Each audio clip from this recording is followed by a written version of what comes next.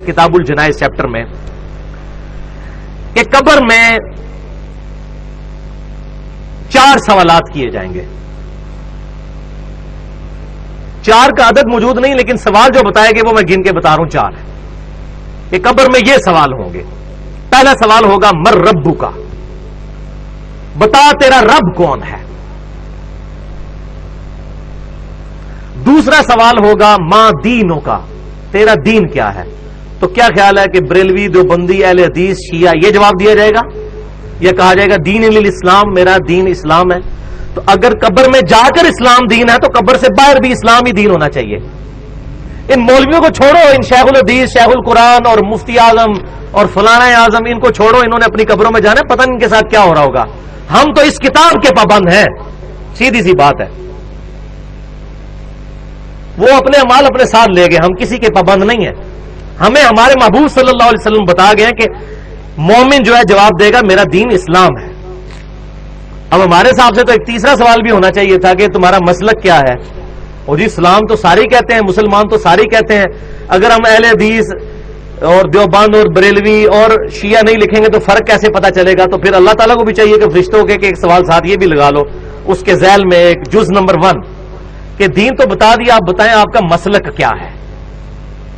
تو یہ مولویوں کے سارے ڈکوسلے ختم ہو جائیں گے جو ادھر انہوں نے مسجدوں کے باہر یہ مسلمانوں میں تفرقے ڈالے ہوئے ہیں.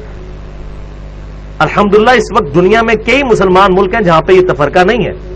ملیشیا کے اندر کسی مسجد کے باہر بریلوی، دیوبندی، اہل حدیث، شیعہ نہیں لکھا ہوتا. سعودی عرب کے باہر مسجدوں کے باہر کسی مسجد کے سوائے اس کے نام کے، مسجد سیدنا ابوبکر، مسجد سیدنا علی، مسجد سیدنا امام بخاری، یہ اس طرح نام ہے، لیکن کسی مکتبہ فکر کا نام نہیں لکھا ہوا.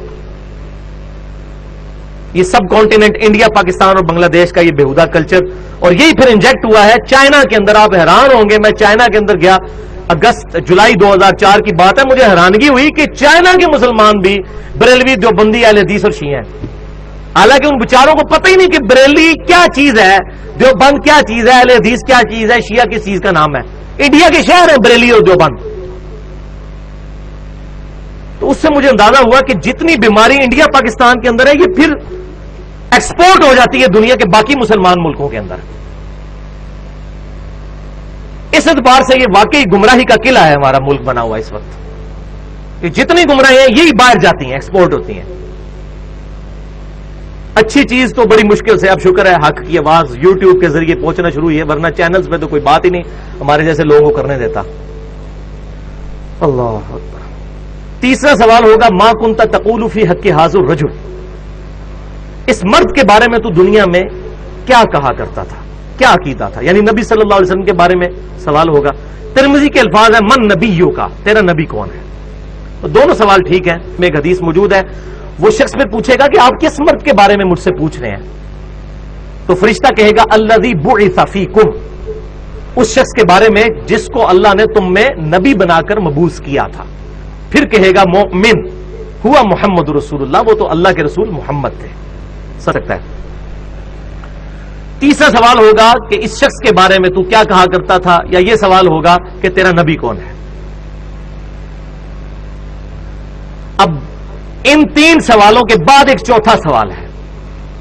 جو مومن ہوگا، بخاری اور مسلم کے الفاظ ہیں کہ وہ تینوں سوالوں کے جواب دے دے گا کہ میرا رب اللہ ہے، میرا دین اسلام ہے اور محمد صلی اللہ علیہ وسلم میرے پیغمبر ہیں.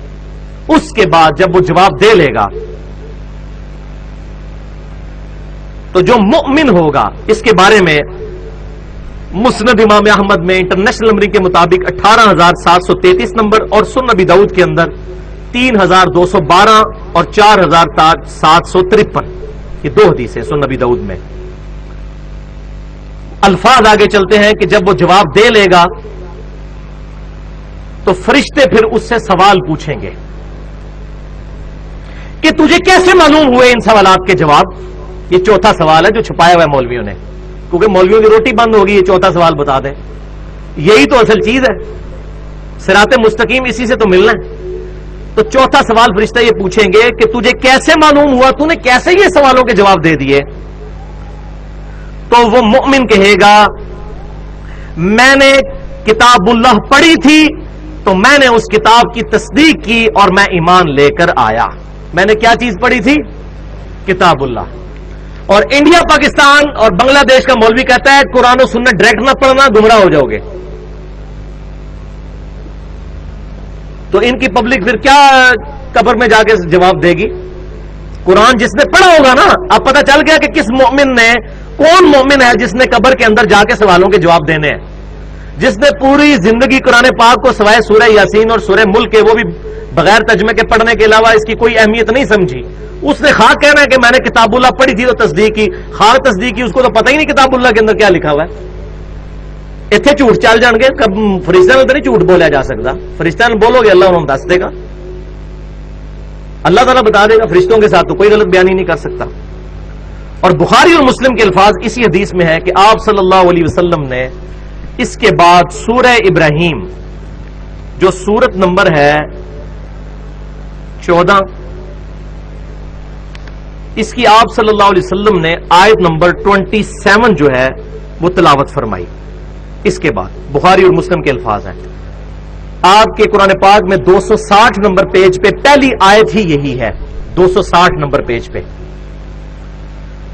یثبت اللہ الذین آمنوا بالقول الثابت، اللہ تعالی ثابت قدم کر دیتا ہے ایمان والوں کو اس صحیح قول کے اوپر. صحیح قول کون سا؟ کہ میرا رب اللہ ہے، میرا دین اسلام ہے، اور میرے پروفٹ آپ صلی اللہ علیہ وسلم ہے.